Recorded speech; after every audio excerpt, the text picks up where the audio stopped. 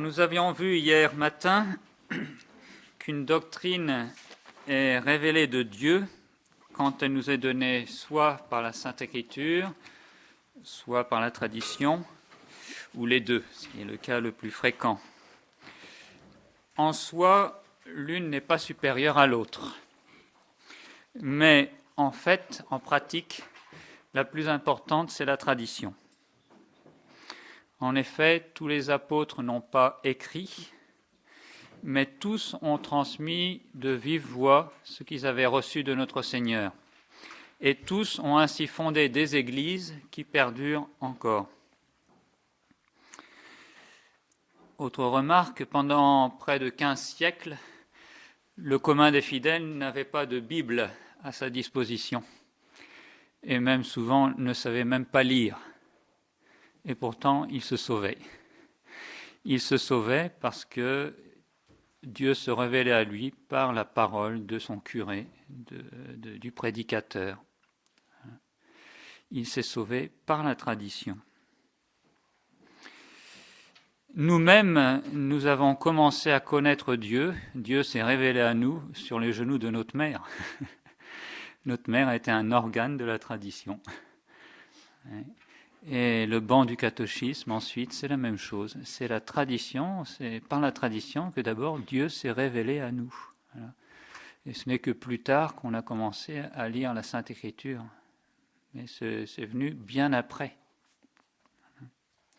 Donc nous voyons que la tradition est une source très importante de la révélation et il importe de bien l'étudier si on veut prouver que la médiation universelle de Notre-Dame est une vérité révélée de Dieu et donc définissable comme dogme de foi.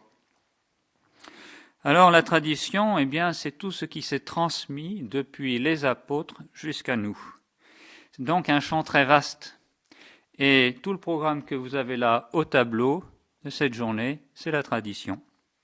Ce sont les pères de l'Église, ce sont les docteurs, ce sont les théologiens, c'est le magistère des papes, c'est la liturgie. Tout cela, c'est la tradition. Dieu se révèle à nous aussi par ces moyens. Alors commençons donc ce matin par le premier chaînon de la tradition qui est les pères de l'Église. C'est une période, la période patristique, qui s'étend du IIe siècle au 8e environ. Bon, en général, les historiens de l'Église, certains font remonter le dernier des pères de l'Église à Saint Bernard, mais en général, on s'arrête à Saint Jean Damascène dans l'Église grecque. Donc, on s'arrête à peu près au 8e siècle. Après, nous passons quand même dans la période du Moyen Âge. Alors, quelques remarques préliminaires avant d'étudier donc ces pères. Et puis, il y aura non seulement des pères, mais aussi la liturgie, des apocryphes. Je vais un peu empiéter sur les plates-bandes du père Crispin, sur sa conférence sur la liturgie. Mais donc, comme je sais qu'il a beaucoup de choses à vous dire, ça lui fera moins à avoir à donner. Non, nous allons voir la période patristique. Il faut un peu tout considérer cela. Donc, quelques remarques préliminaires. Tout d'abord, on a peu de documents sur la prédication des 3 premiers siècles. Et c'est normal, si vous voulez. Nous sommes dans les tout premiers temps de l'Église, époque de persécution en plus. C'est pas facile de...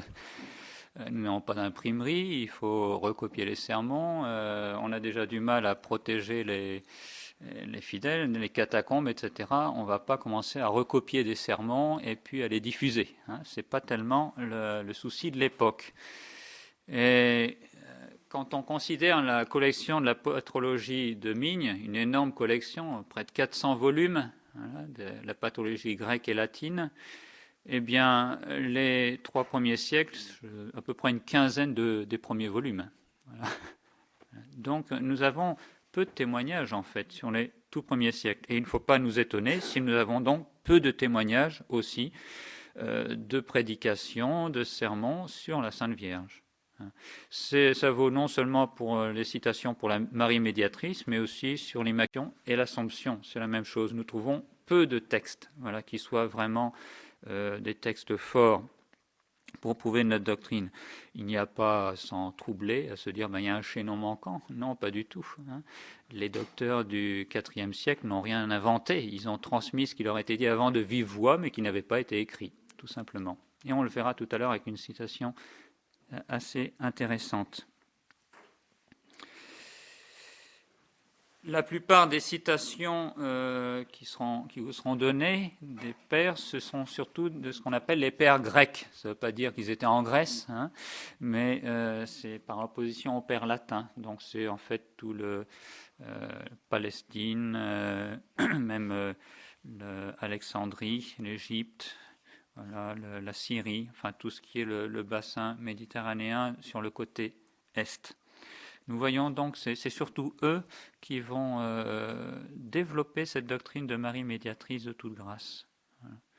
Et si on voulait faire après une petite étude au niveau de toute la tradition jusqu'à nos jours, on verrait qu'à partir du 8e, 9e siècle, la doctrine de Marie médiatrice est moins prêchée par les pères grecs, elle est reprise par les latins, et elle est vraiment amplifiée dans l'Église latine à partir du Moyen-Âge. Il y a comme une espèce de déplacement de cette doctrine de Marie médiatrice des pères grecs vers l'Église latine. Et comme par hasard, la charnière, c'est le moment de la séparation du grand schisme. Comme par hasard. Et on voit que la vraie foi, si vous voulez, se passe de... Elle est encore plus, elle est préservée, voilà, en passant du côté de l'Église latine. Autre remarque, hier le père Jean-Joseph vous a donné des considérations un peu théologiques et il a parlé de quelque chose qui est peut-être un peu passé, que vous n'avez peut-être pas trop fait attention. En plus, l'heure était digestive. Alors, pour la théologie, ça devait être un peu difficile, mais qui est importante pour ces citations sur les pères. Parce que les adversaires de Marie médiatrice, les néo-modernistes ou modernistes, Abbé Laurentin par exemple, essaient de minimaliser les citations des pères en disant oui, mais ça traite surtout de la rédemption objective, ces citations. Alors, un petit rappel quand même sur cette question-là. Nous aurons des fois certaines citations à faire cette distinction. Rédemption objective, rédemption subjective. Donc hier, le Père Jean-Joseph vous a parlé de Marie corédemptrice. Voilà. Et rédemption objective, en fait, c'est notre Seigneur qui nous a tous rachetés, voilà, tous sans exception, voilà, par son sang. Voilà, son sacrifice était suffisant pour sauver tous les hommes. C'est la rédemption objective. Voilà. La rédemption subjective, c'est la rédemption, le rachat pour chacun d'entre nous. Notre Seigneur, si vous voulez, il a fait tout ce qu'il fallait, c'est suffisant pour que nous soyons tous sauvés, mais de fait, tous ne se sauvent pas. Et là, c'est la rédemption subjective. Alors, si vous voulez, pour résumer pour ces citations des pères, certaines citations de pères disent « Marie fut médiatrice de notre salut ». C'est la rédemption objective. Dans leur pensée, dans le contexte, qu'est-ce qu'il veut dire ? Ça veut dire que Marie, c'est la nouvelle Ève. Par son fiat, elle nous a permis, elle a été médiatrice, elle était le moyen utilisé pour que nous soyons sauvés. Voilà. Ça, c'est la rédemption objective. Et effectivement, pour Marie médiatrice de toute grâce, c'est pas une citation qui joue à plein, si vous voulez. C'est pas une preuve contraignante. Voilà. Elle nous a obtenu tout le salut, mais les protestants disent « Oh, elle fut matrice, mais non médiatrice. » Voilà. On voit ça dans les bouches et les écrits des théologiens protestants. Elle fut matrice, mais non médiatrice. Vous voyez, elle était un moyen de salut, elle était une médiatrice de salut, ça ils veulent bien reconnaître dans ce sens-là, mais après, plus médiatrice de toute grâce actuellement, concrètement. C'est donc une distinction qui est très importante si on veut bien défendre notre doctrine face à ses adversaires, parce que cette distinction, il ne manque pas de jouer dessus et de la presser au maximum. Alors, donc dans le choix des citations, je me suis surtout basé sur des citations qui touchent à la rédemption subjective. Voilà. Et j'ai passé beaucoup de citations où il est dit que Marie est médiatrice, voilà, mais je trouvais qu'elles étaient dans un contexte de rédaction objective, donc c'était pas très, contraignant, voilà, pour bien montrer la médiatrice de toute grâce. Hein, c'est important, hein, c'est cela que le Concile Vatican II, le mot médiatrice est dans la Constitution Lumen Gentium. Hein. Il y a le mot médiatrice, mais pas de toute grâce. Les protestants ont laissé passer médiatrice, mais de toute grâce, ça passait pas. Hein. Ça passait pas. Donc, très important cette distinction. Voilà. Et puis aussi, quand on cite des pères de l'Église, bon, il faut tenir compte de la critique, si vous voulez. Jusqu'à la fin du XIXe siècle, bon, par exemple la patrologie de Migne, bon, il y a eu beaucoup d'auteurs, des ouvrages, des textes qu'on attribuait à des grands saints, Saint Augustin, Saint Jérôme, même des textes qui sont dans nos bréviaires, hein, avec Homélie de Saint Jérôme. Et puis ensuite, le travail de la critique a dit, ben non, finalement, c'était pas Saint Jérôme, c'était un autre auteur d'un autre siècle, etc. Alors c'est un travail très délicat, la critique.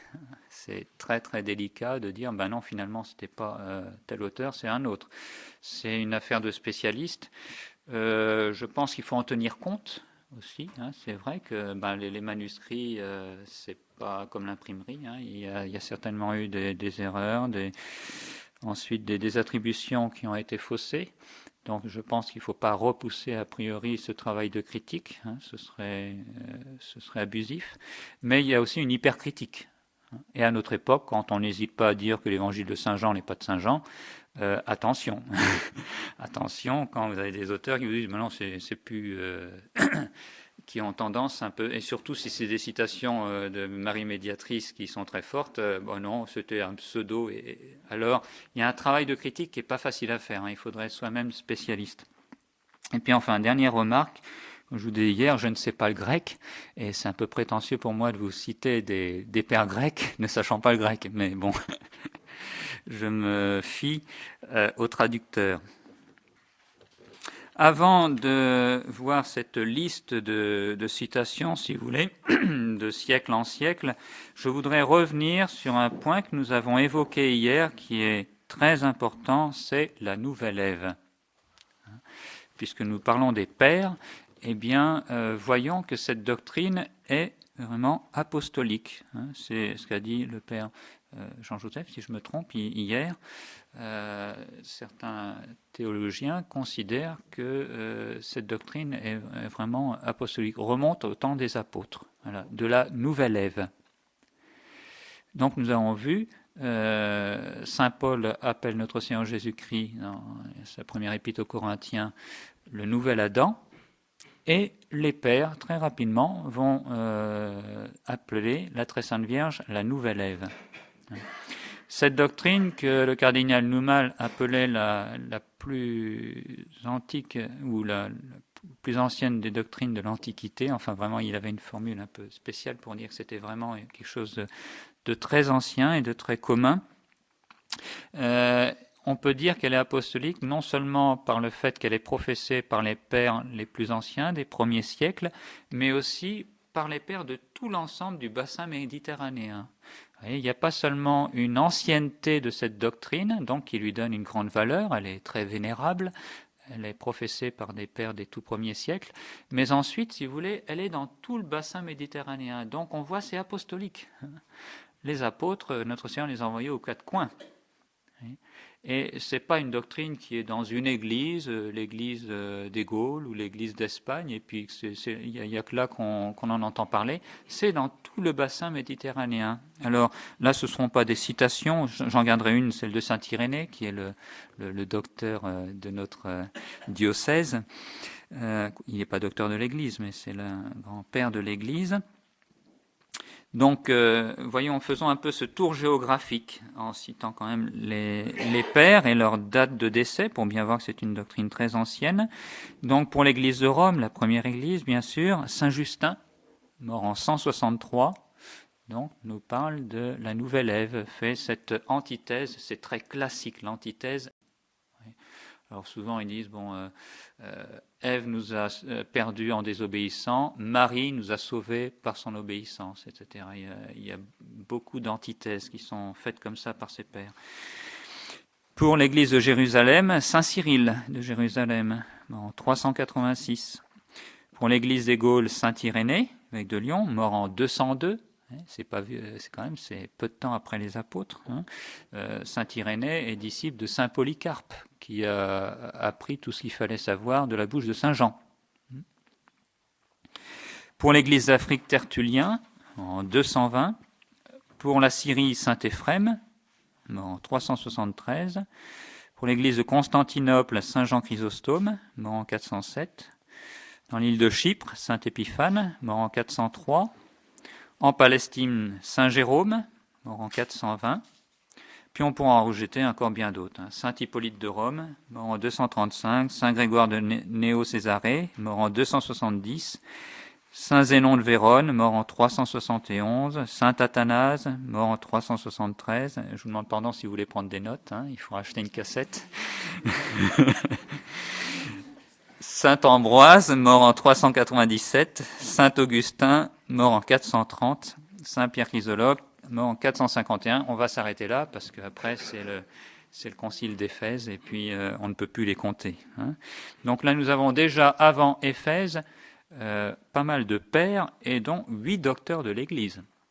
Un docteur de l'Église, c'est quand même un père qui est présent, enfin un père ou un écrivain ecclésiastique qui est présenté par l'Église, par les papes, comme quelqu'un ayant une très grande érudition, une grande sainteté de vie, et ayant admirablement exposé la doctrine chrétienne. Voilà les 3 notes d'un docteur de l'Église. Voilà, c'est les 3 critères qui sont étudiés par les papes avant de déclarer quelqu'un un docteur de l'Église. Bien, nous avons déjà 8 docteurs de l'Église avant Éphèse, c'est-à-dire une très grande majorité, qui nous parle de la nouvelle Ève.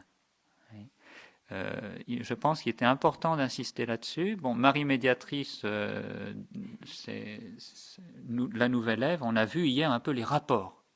Ce rapport de co-rédemption, d'associer à notre Seigneur dans l'œuvre de la rédemption, et donc non seulement rédemption objective, mais aussi subjective, après dans la distribution des grâces qui ont été acquises sur le calvaire.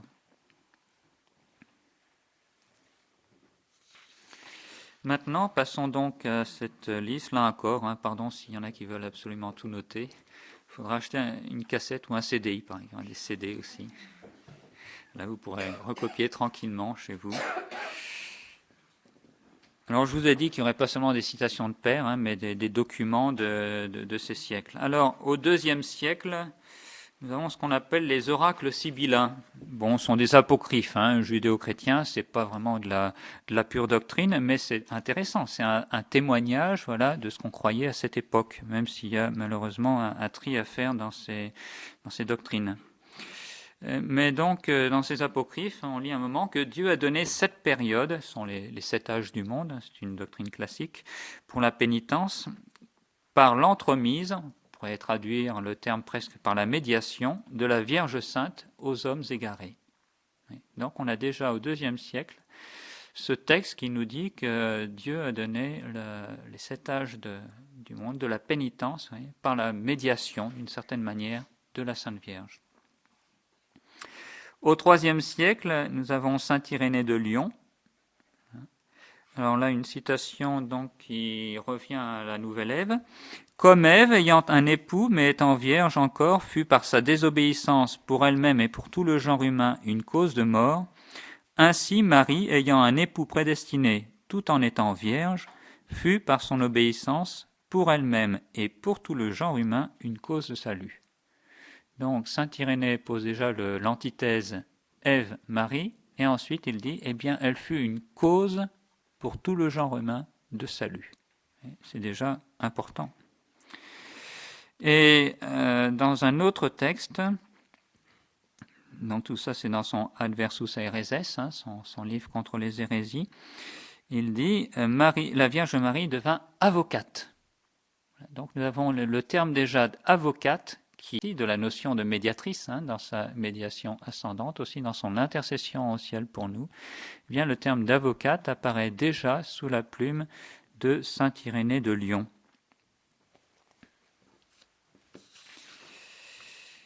Ensuite, nous avons Origène. Origène, c'est l'école d'Alexandrie.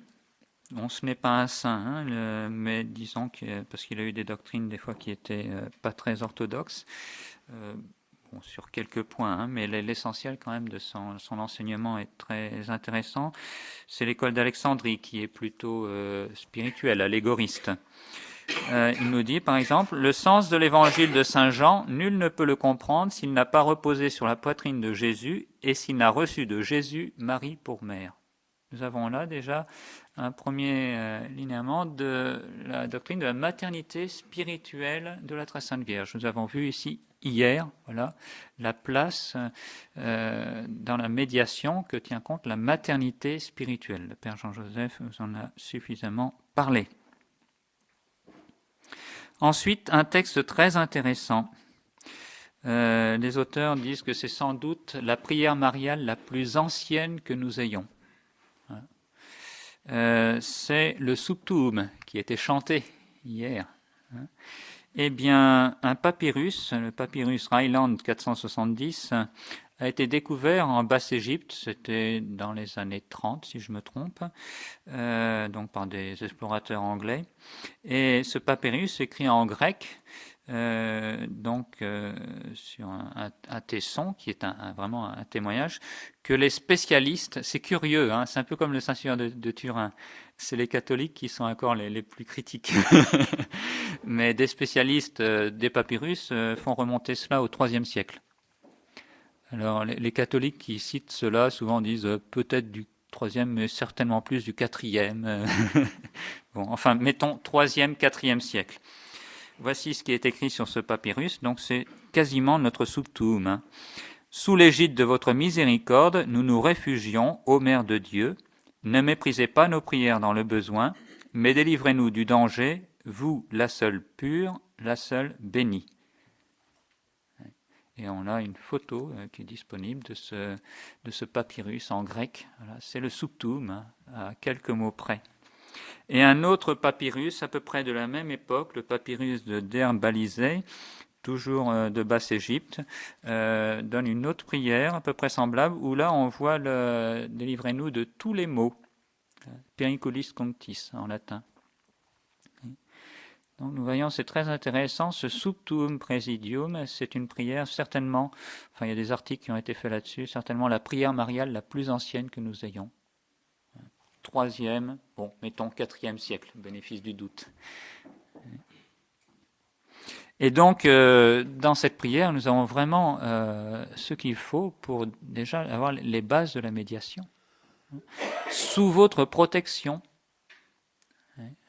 vraiment, on recourt à la Sainte Vierge, à sa protection. Ne méprisez pas nos prières, voyez, portez-les. Si on n'avait pas besoin de la Sainte Vierge pour prier le bon Dieu, on ne lui dirait pas ne méprisez pas nos prières. Elle est vraiment médiatrice aussi dans le sens ascendant. Délivrez-nous du danger, de tout ce qui peut nous menacer.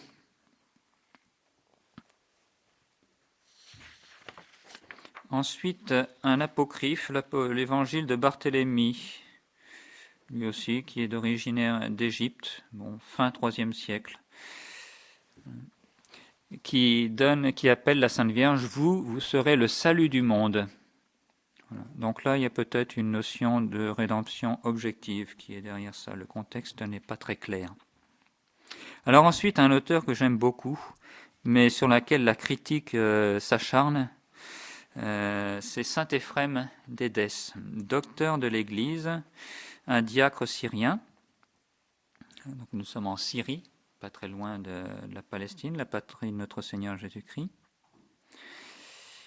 Il est mort en 373, donc là aussi, nous sommes quand même dans les premiers siècles. Et donc je vous donne ces citations sous réserve de la critique, qui dit non, c'est pas saint Éphrem. Moi, ça me chiffonne un peu parce que ils sont nombreux à dire c'est pas saint Éphrem, mais il y en a aucun pour dire et de quelle époque. Alors là, pour le dater, là, là, ils vont pas dire, ben non, le premier manuscrit qu'on connaisse se trouve à telle date, etc. Non, non, ils disent c'est pas Saint-Éphrem, mais on ne sait pas. Alors, je sais pas, c'est un principe normalement qu'il faut prouver ce qu'on avance. Hein. Bon. Et puis ensuite, ce qui me chiffonne aussi, c'est que ce texte a été retenu par l'Église pour les leçons du bréviaire des matines de la fête de Marie médiatrice de toute grâce. C'est un peu dommage quand même qu'un texte qui soit retenu par l'Église, on dit ben non, c'est pas de cet auteur-là.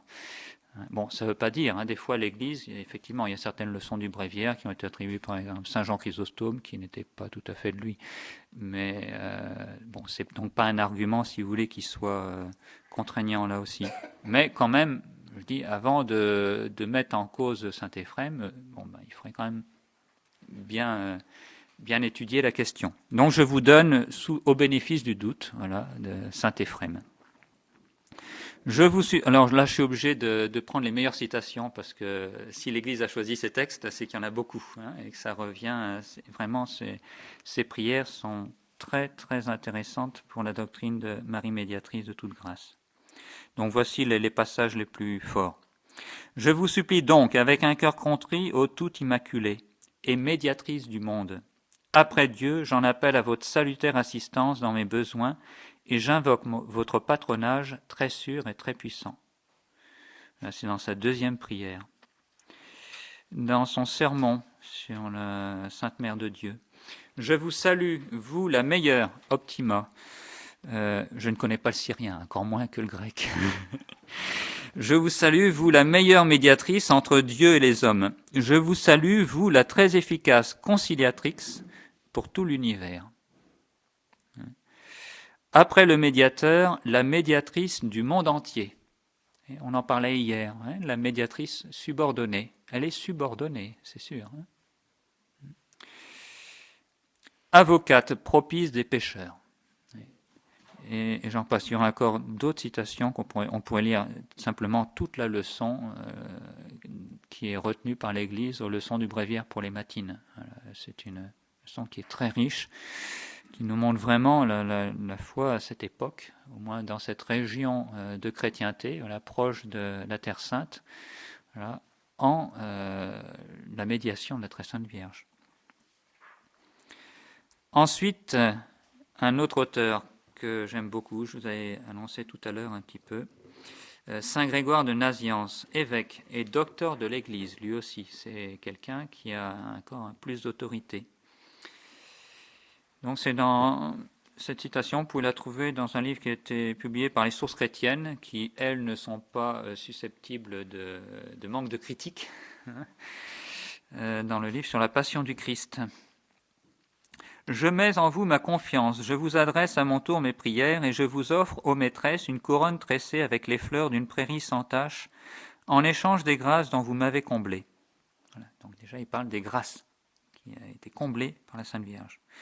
Protégez-moi toujours des malheurs de toutes sortes, toutes grâces, toutes sortes, des ennemis visibles et plus encore des ennemis invisibles. Puissais-je franchir la dernière étape comme j'ai commencé ma vie, et vous avoir toujours pour protectrice à tout instant et pour avocate toute puissante auprès de votre Fils. Donc là, on voit, comme le Père Antoine l'avait remarqué hier, eh bien que Marie médiatrice, c'est aussi quelque chose, la mystique personnelle un petit peu. Vous voyez, c'est saint, il ne fait pas que prêcher en disant, écoutez, croyez en Marie médiatrice. Voilà, il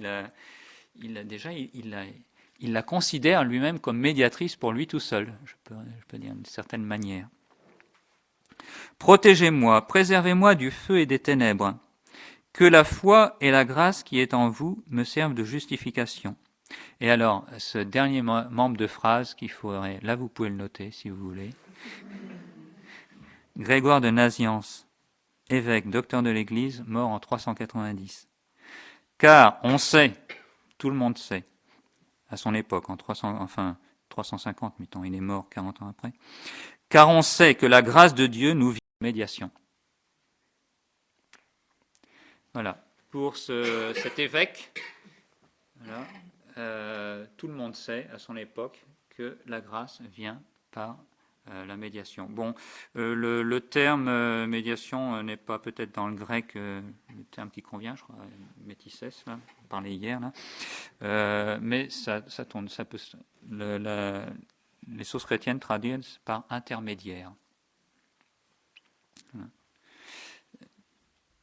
Je crois quand même que ce membre de phrase est à noter. Hein.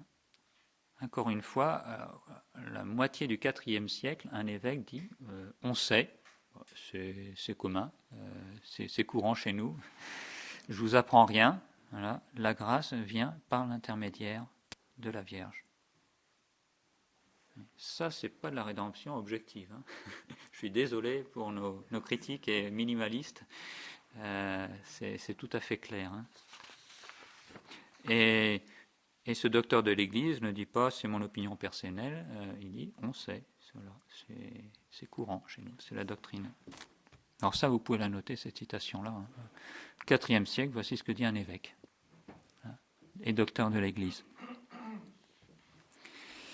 Saint Ambroise de Milan, lui aussi évêque et docteur de l'Église, mort un peu plus tard, en 397, donc là nous passons dans l'Église latine.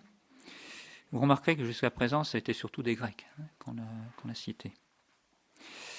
Elle fut le réceptacle, Ola en latin, O2LA, elle fut le réceptacle qui reçut la flamme d'amour du Saint-Esprit et le déversa sur l'univers.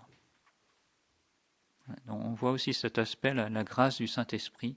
On a eu quelques allusions hier, voilà, sur l'union de la Sainte Vierge avec le Saint-Esprit.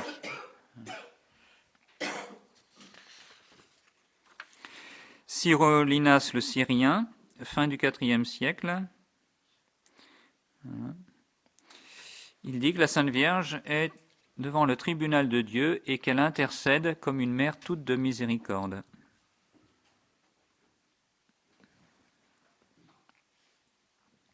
Saint Épiphane de Salamine, évêque, mort en 403. On reste là encore toujours dans le IVe siècle en fait. En vérité, la vie a été introduite dans le monde par la Vierge Marie, de telle manière qu'elle engendra le vivant et devint la mère des vivants. C'est la notion de nouvelle Ève. Là, on voit là un aspect de la maternité spirituelle. Ève, donc la Sainte Écriture nous dit, ça veut dire la mère des vivants. Voilà. Bon, vivants par la nature, nous sommes tous d'Ève. Voilà. La Sainte Vierge, c'est la mère des vivants par la grâce. Une chose intéressante aussi chez Saint Épiphane, c'était le marteau des hérétiques. Dès qu'il y avait une hérésie, boum, boum, il dépistait tout cela. Et on sait par Épiphane, parce qu'on n'a pas d'autres témoignages, semble-t-il, qu'il y avait une secte pas loin de la Palestine qui s'appelait les Collyridiens, voilà, qui faisait un culte excessif à la Sainte Vierge, qui en faisait une déesse. Voilà. Donc, il lui rendait un culte avec un culte d'adoration qu'on doit qu'à Dieu seul, bien sûr. Donc, c'est une hérésie. Mais c'est intéressant quand même de noter qu'au IVe siècle, si vous voulez, il y avait dans certaines contrées, il y avait une telle dévotion à la Sainte Vierge que ça tournait à l'idolâtrie.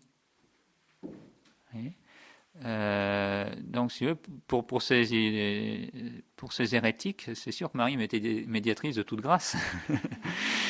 C'est clair. Bon, il y avait erreur, il ne s'agit pas de les excuser et de dire il y avait certainement du bon derrière ça, mais ça veut dire que ça choquait pas, si vous voulez, d'une certaine manière. Il y en avait qui avaient poussé trop loin le bouchon, qui est, si on peut parler d'une manière très, très familière, bien sûr. Mais c'est intéressant quand même de voir que, il y avait des personnes qui poussaient le culte de la Sainte Vierge jusqu'à l'idolâtrie. Bon, ce n'est qu'une secte qui a été vraiment très limitée au niveau géographique. Ça n'a pas, et puis même dans le temps, ça n'a pas duré très longtemps. Mais je pense que c'est quelque chose qui est intéressant aussi à étudier dans cette étude un peu sur la tradition siècle après siècle. Alors, saint Épiphane aussi, après avoir fait une sorte de credo, sont les principaux points de la foi qu'il faut tenir, dit, je cite, ces choses que nous estimons très pieuses et fructueuses de l'Église, nous les professons aussi de la très sainte Vierge afin de recevoir sa protection, elle qui est comblée de grâce. Donc, même s'il tire à boulet rouge sur les collyridiens, saint Épiphane reconnaît quand même, bien sûr, que la Sainte Vierge exerce une protection, voilà, très, très forte. Et il cite ça après les choses qu'il faut croire. Bon, hier, je vous ai cité saint Jean Chrysostome, à propos là, du calvaire. Passons en auteur suivante. Saint Jean Chrysostome qui était mort en 407. Ensuite, Sévérien de Gabala, un évêque de Syrie, mort en 408. Voilà. Où là, c'est une citation, je vais quand même vous donner pour vous montrer là, des fois comme certaines citations sont vraiment de la rédemption objective. L'annonciation de la très sainte Vierge, de la Vierge pleine de grâce, a été pour nous la source de tous les biens. Et donc cette citation, on ne peut pas l'employer au niveau de Marie médiatrice de toute grâce. On pourrait dire source de tous les biens. On pourrait tenter de découper. Puis, vous voyez, il y a un auteur, il a dit, allez, source de tous les biens. Non. Non, là, effectivement, c'est la rédemption objective. Voilà. Cet évêque dit à l'Annonciation, par son fiat, eh bien vraiment, la Sainte Vierge était à la source de tous les biens. C'est un exemple, vous voyez, de citation où c'est vraiment là un exemple de rédemption objective. C'est grâce à l'Annonciation, au fiat, que nous avons eu le Sauveur, qui est vraiment la source de tous nos biens. Mais quand même citer un autre passage de Sévérien qui, là, on n'est plus dans la rédemption objective, mais dans la rédemption subjective. Nous avons la Sainte Vierge et Mère de Dieu, Marie, qui intercède pour nous. Si en effet il est arrivé qu'une simple femme obtienne une grande victoire, combien plus la Mère du Christ confond-elle les ennemis de la vérité? Nous avons, dis-je, notre souveraine, Sainte Marie, Mère de Dieu, et toujours Vierge, ne craignons pas. Donc là, il parle au présent. Il dit plus c'est l'Annonciation autrefois. Il dit nous avons maintenant la Sainte Vierge qui intercède pour nous. Elle intercède, c'est du présent. Ça, c'est la rédemption subjective.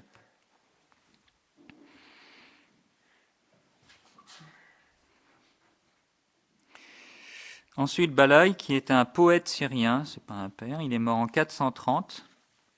Salut à vous, notre refuge et notre gloire. Priez Dieu qui naquit de vous, que par vous il donne la paix et la prospérité à son Église.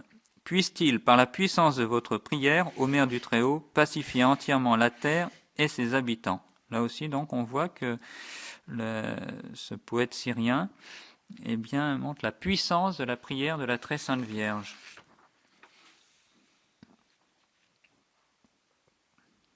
Bon, hier, le Père Gardien vous a cité saint Augustin.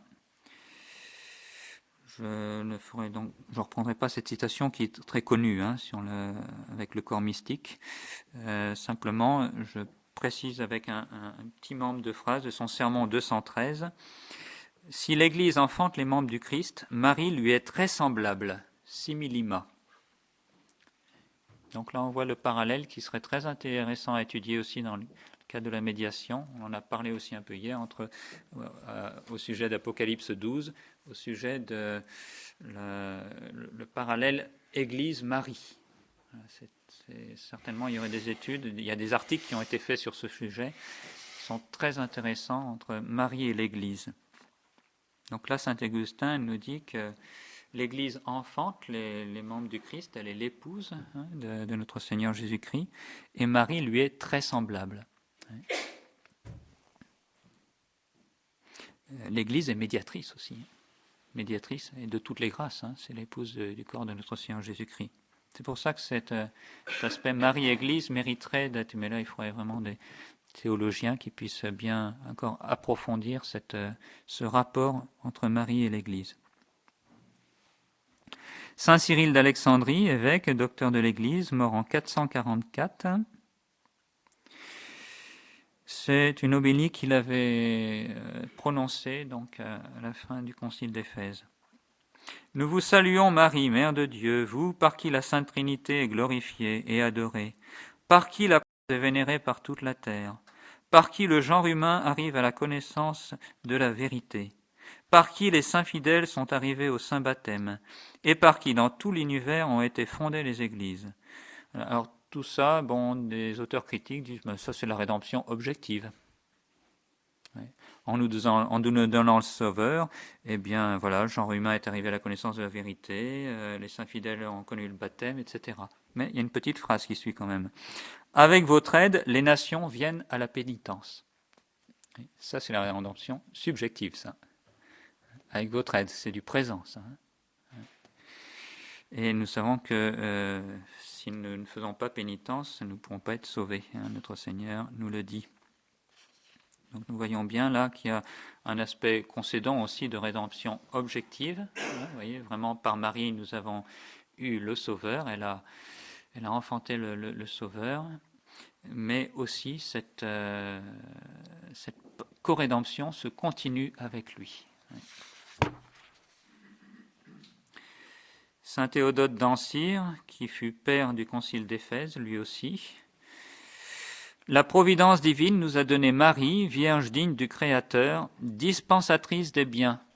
Voilà. Je peux donner que dans le texte latin, je ne connais pas le grec, Bonorum conciliatrium.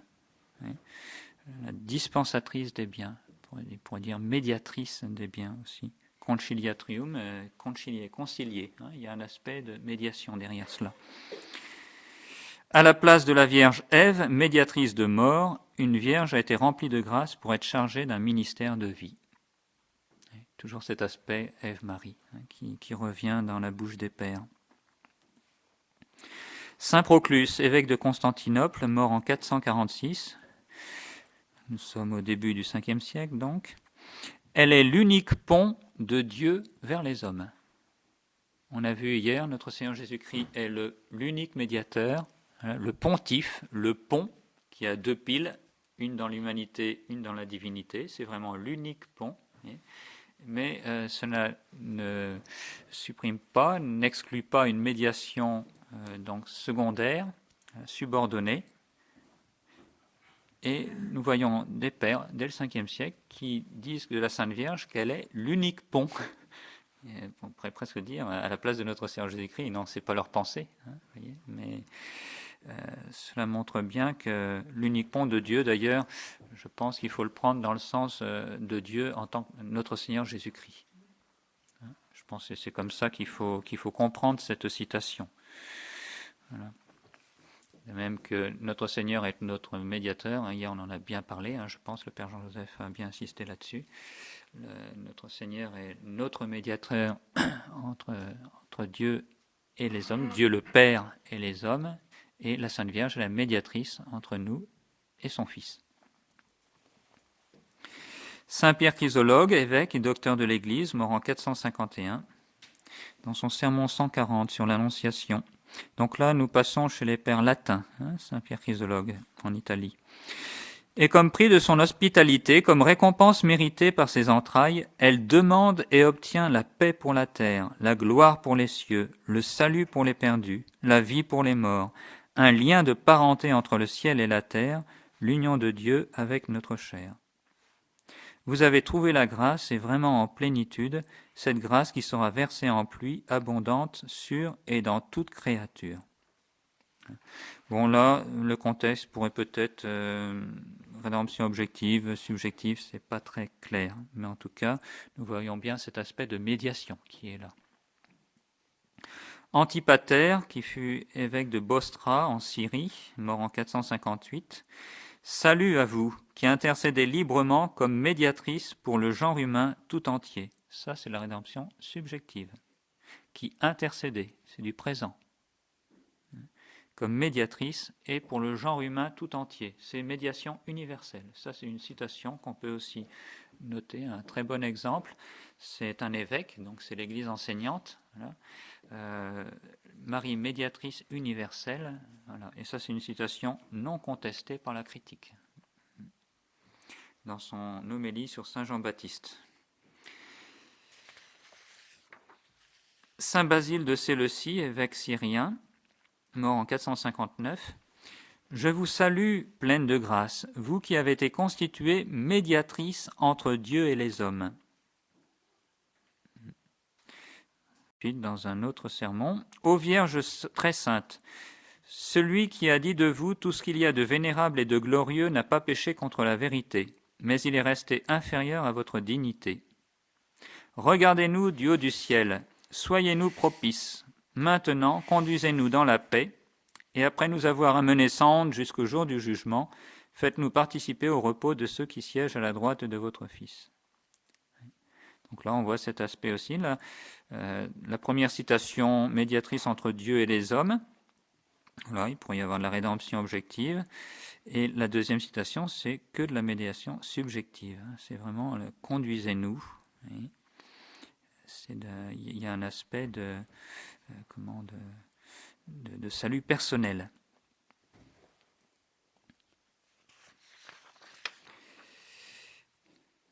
Au VIe siècle, le pseudo-épiphane, donc ça a été attribué pendant longtemps à saint Épiphane, mais la critique repousse cela au VIe siècle, un auteur inconnu du VIe siècle.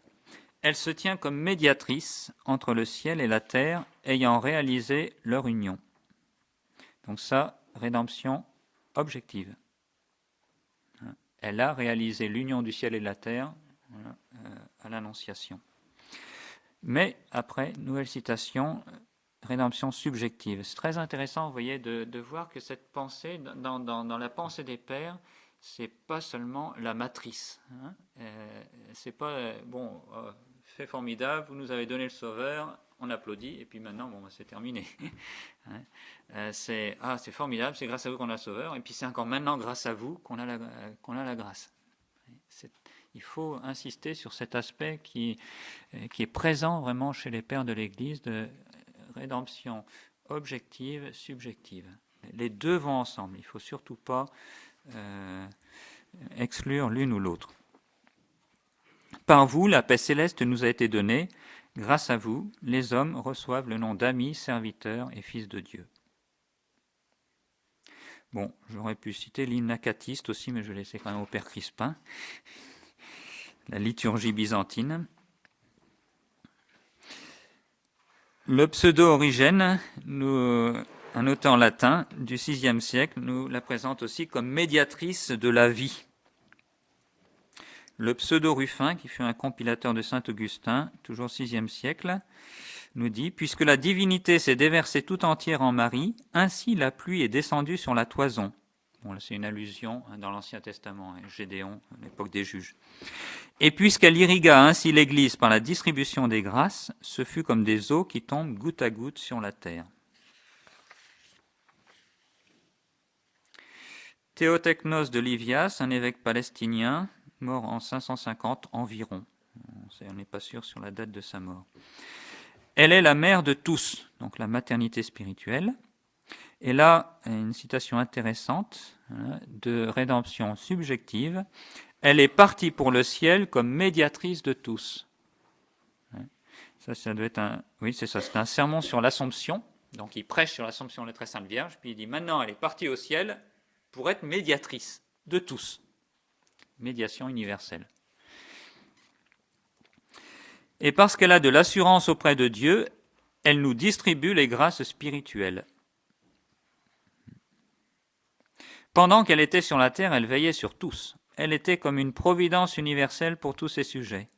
Maintenant qu'elle est élevée au ciel, elle demeure pour le genre humain un rempart inexpugnable, intercédant pour nous auprès de son Fils et de Dieu.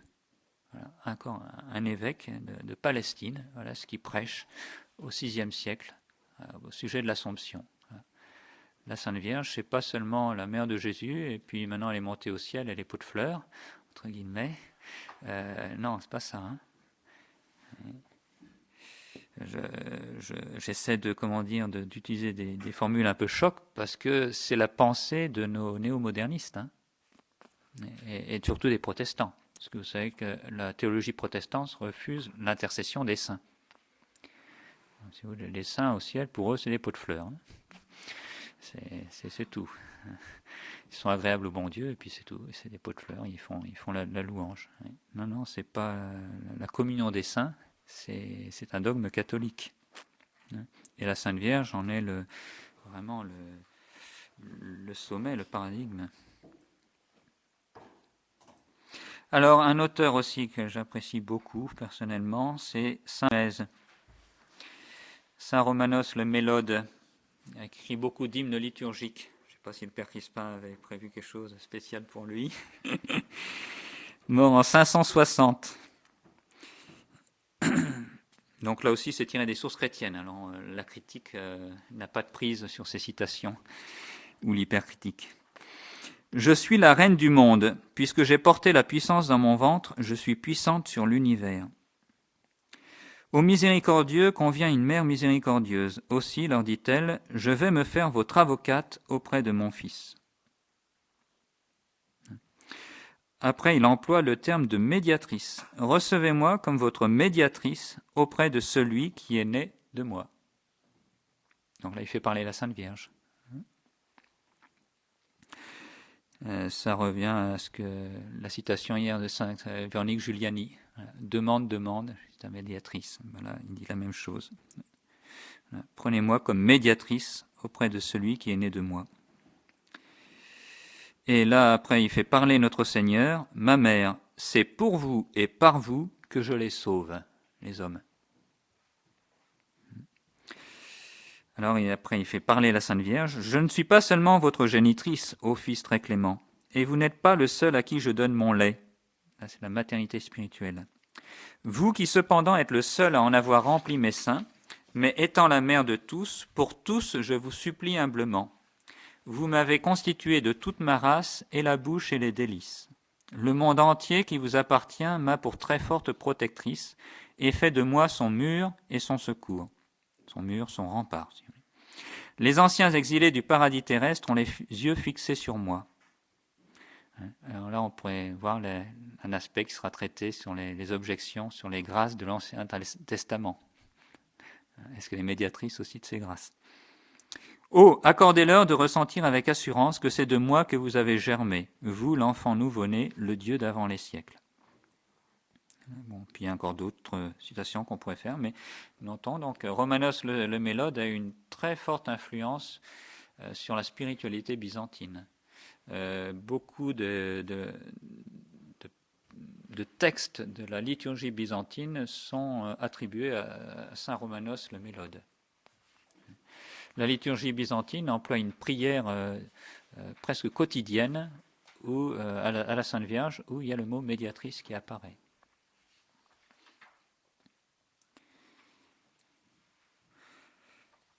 Saint Léon, évêque de Néapolos en Chypre, en 590, elle est la conciliatrice de la sainteté et de la pureté pour toutes les créatures. Bon, donc conciliatrice, il y a cet aspect de médiation.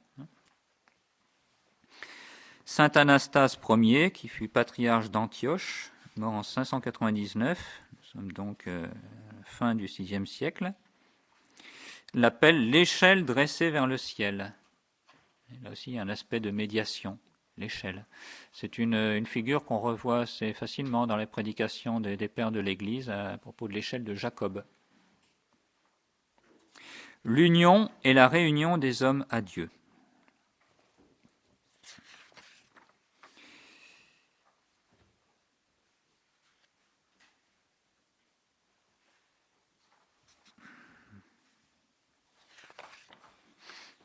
J'aille assez vite parce qu'il ne reste plus que 3 minutes.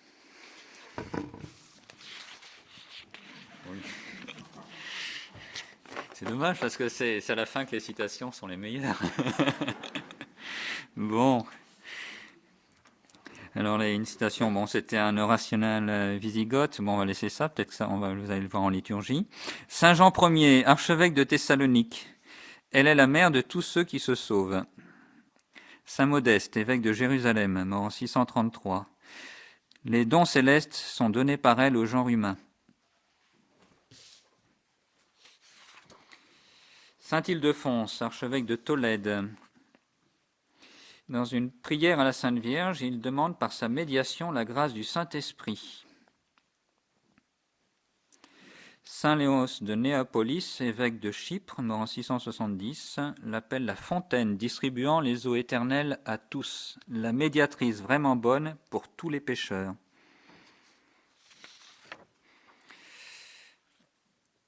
La liturgie un peu, un livre de prière anglais, c'est intéressant à noter parce que là on quitte les pères grecs, on s'en va en Angleterre cette fois-ci. Dans la première moitié du 8e siècle, ça s'appelle le Book of Sherne. Vous qui êtes l'avocate des péchés du monde, exaucez-nous, Sainte Marie. Priez pour nous, vous, notre médiatrice, notre auxiliatrice. Et c'est vraiment la rédemption subjective. Priez pour nous, c'est du présent.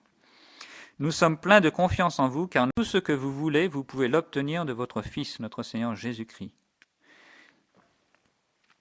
Saint Germain Ier, patriarche de Constantinople, mort en 733, nous sommes donc maintenant au début du 8e siècle. La Vierge, divinement brillante et pleine de grâce, a été médiatrice tout d'abord par son enfantement surnaturel et maintenant par l'intercession de sa maternelle protection. Ça, c'est une citation très intéressante où, dans une très courte phrase, il y a à la fois la rédemption objective et subjective. Ça montre bien, dans l'esprit des pères, ces deux choses qui sont associées. Je répète cette citation, même si on n'a pas beaucoup de temps. La Vierge a été médiatrice tout d'abord par son enfantement surnaturel, rédemption objective, et maintenant par l'intercession de sa maternelle protection, rédemption subjective. Maintenant, pour chacun d'entre nous, priez pour nous, pauvres pécheurs, maintenant. Il l'appelle aussi le diacre par excellence de toutes les grâces et bienfaits de Dieu. Il l'appelle la conciliatrice manifeste de toutes les grâces. Dans un sermon sur la Dormition, il dit « Lorsque vous nous quittez pour Dieu, nous gagnons en vous une médiatrice. »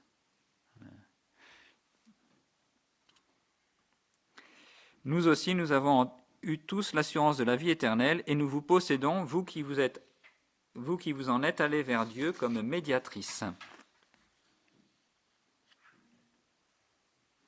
Puissant est votre secours pour notre salut, Mère de Dieu. Elle n'a pas besoin d'un autre médiateur auprès de Dieu. Saint André de Crète, évêque de Gortyn, mort en 740, l'appelle la médiatrice de la grâce. Le propitiatoire universel. Propitiatoire, c'est une image de l'Ancien Testament. Tous les instruments du culte, c'est l'arche d'alliance.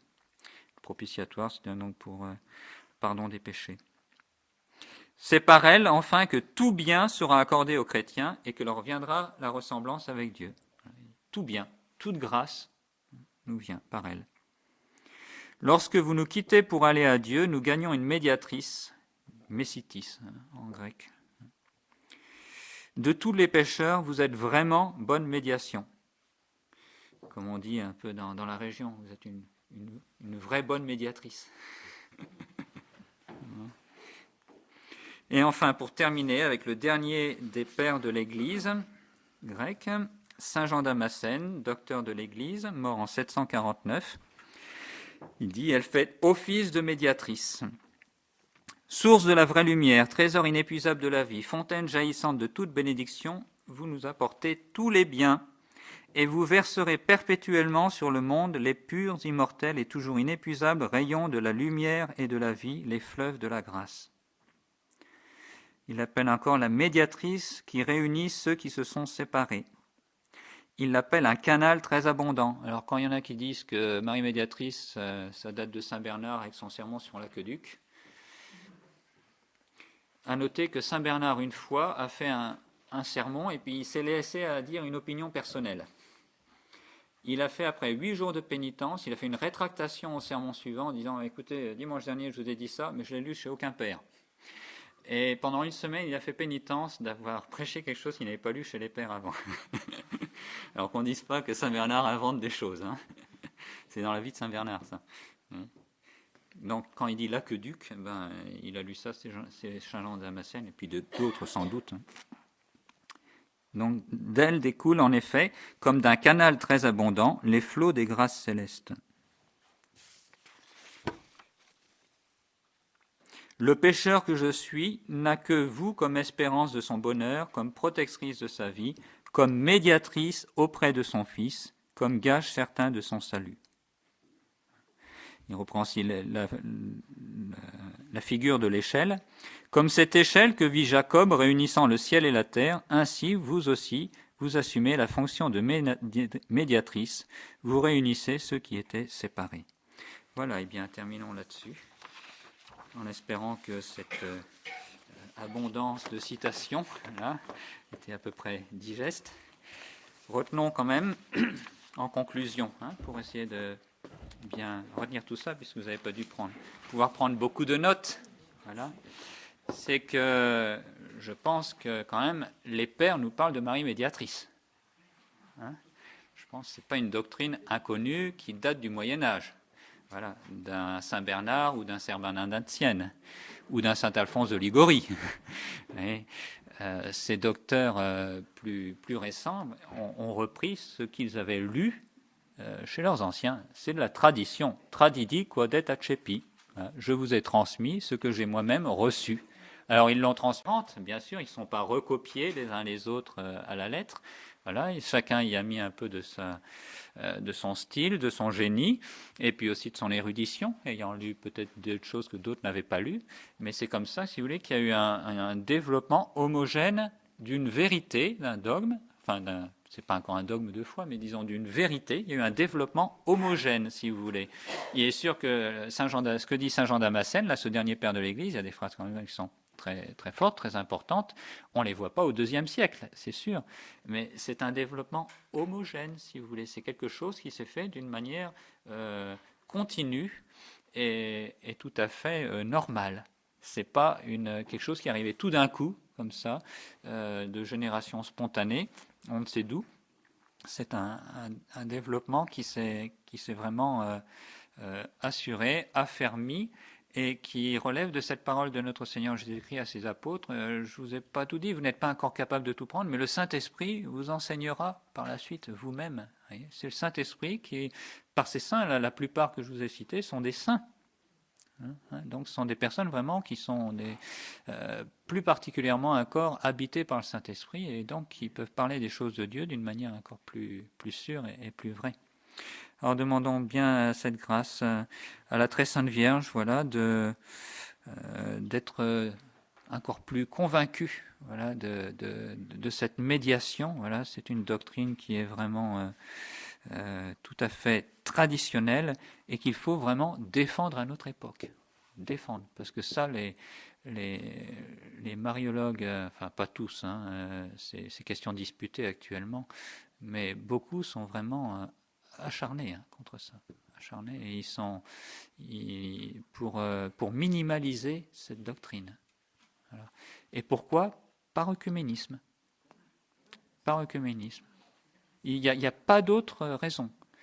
Quand à Vatican II, il y a eu cette pétition de plus de 300 évêques pour que Marie médiatrice soit promulguée comme dogme de foi, voilà, à l'occasion du concile, eh bien, ça a été le tollé parmi certains experts, Raner, Laurentin et puis bien d'autres évêques. Enfin, on vous en parlera en temps voulu. Il y aura une conférence là-dessus. Je ne voudrais pas trop, là aussi, marcher sur les pieds de bande de quelqu'un d'autre. Mais je pense que, vous voyez, pour bien qu'il y ait une continuité dans toute cette série de conférences, de bien comprendre, si vous voulez, il y a cet aspect d'œcuménisme. Voilà.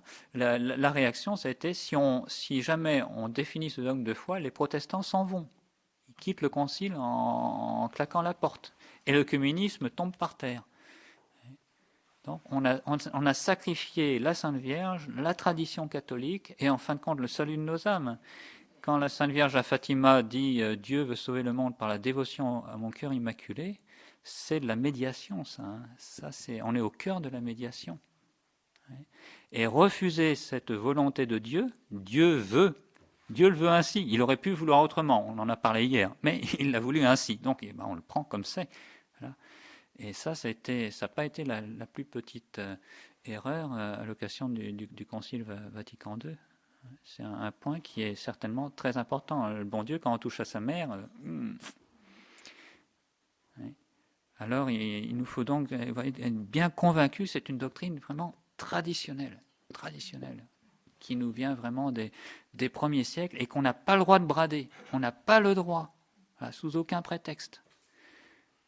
Il faut la maintenir, il faut la tenir et la transmettre. Tradidi quodet accepi. Voilà. Même si on n'est pas nombreux. Voilà. Même si ça s'arrête à une petite conférence, un petit pays perdu. Là, c'est comme dans Astérix, là, vous voyez, là, un petit village, et puis... bon, un Morgon, c'est un peu ça, quoi. Tant pis, on maintient. Puis un jour, le bon Dieu, il ne faut pas dire que le bon Dieu va servir de nous pour tout rénover dans l'Église, hein, certainement pas. Hein, il est assez puissant pour trouver bien d'autres solutions. Mais en tout cas, nous, notre rôle, c'est ça. Sachant cela, eh bien, il faut que nous tenions, voilà, et que nous vraiment ces témoignages, même si vous n'avez pas retenu ces citations, eh bien, je pense que vous avez retenu, c'est une doctrine traditionnelle, voilà, qui est par l'Église enseignante, par des évêques depuis des siècles et des siècles, c'est comme ça, et puis c'est comme ça, et c'est pas autrement, voilà. Et il faut le tenir, il faut le transmettre. Voilà, merci bien.